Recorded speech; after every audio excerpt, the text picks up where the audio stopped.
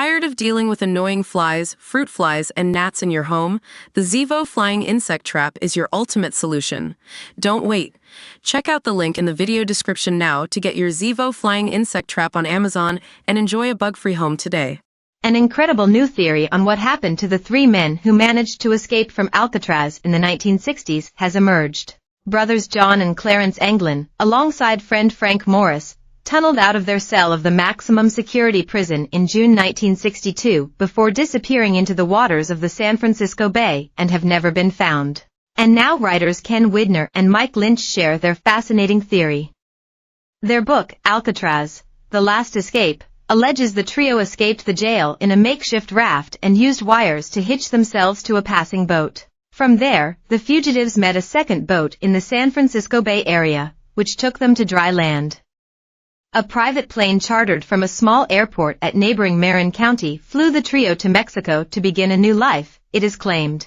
They later moved to Brazil, where at least two of the men are said to have survived until the 1990s. Federal investigations into the escape, immortalized in the 1979 film Escape from Alcatraz starring Clint Eastwood, concluded that the Anglin brothers and Morris must have drowned in the freezing, shark-infested bay. Widner and Lynch have used family interviews, historical documents, and photo evidence to explain their theory. Widner, who also happens to be the nephew of the Anglin brothers, claims the trio made their way south and married locals, raising children of their own and tended to farms in the mountains of Brazil until at least the 1990s. Hoping to correct the record about his uncles, Widner deep-dived into their upbringing, which stretched back to their formative years in Ruskin, Florida, with their parents who were seasonal farm workers. In 1958, John and Clarence and their other brother Alfred robbed a bank in Alabama using a toy gun and were subsequently sent to prison. After an escape attempt, they wound up being transferred to the place for those who couldn't abide by the rules of a typical prison, Alcatraz.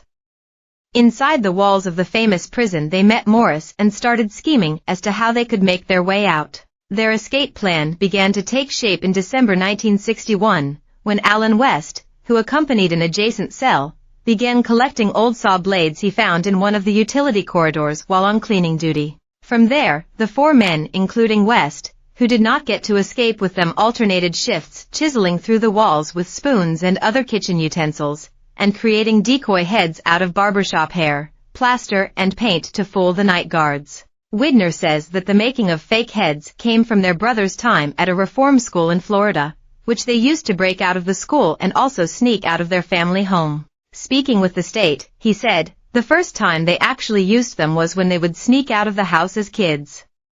Their older sister had one of those styrofoam heads you'd put a wig on, and they would take it and stick it in the bed and sneak out.